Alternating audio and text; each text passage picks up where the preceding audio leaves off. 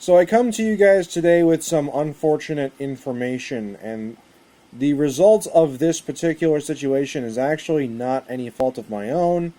It's actually a situation that I knew was probably going to happen when I got them at the pet store.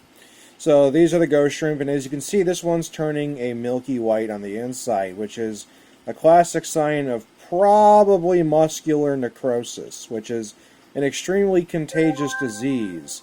Now, when I was at the pet store, I spotted a shrimp or two in the tank that I got these from with muscular necrosis, and it's a very contagious disease, and I knew that coming into this, that these girls might end up getting it simply because they were in proximity of another shrimp with it, and that is the unfortunate result. That is exactly what happened.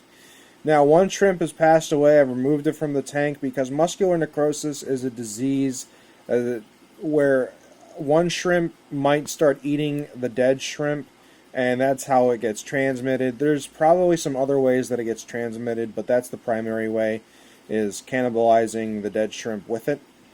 So this little girl is still alive, but just barely. She will die. There's nothing you can do about it. Muscular necrosis is a kind of disease that's known to wipe out colonies of like hundreds of thousands of shrimp in one go. It's a pretty brutal sickness. Now, that being said, the other two girls that are in here, because there's a total of 3 right now. Like I said, I removed one that had passed away. The other 2 girls look perfectly fine.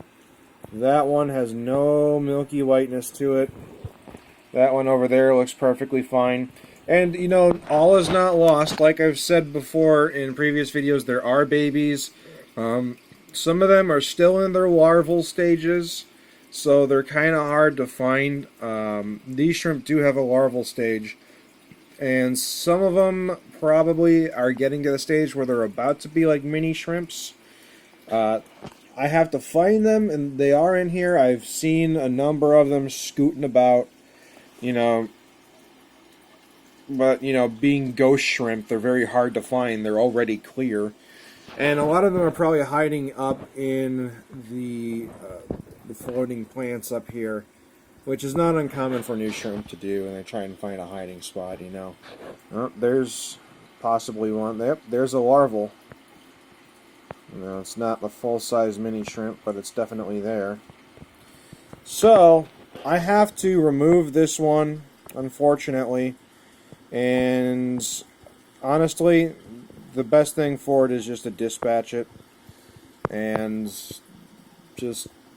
that's just the reality of it. You know, it's gonna suffer, so I might as well just take care of it and let it be.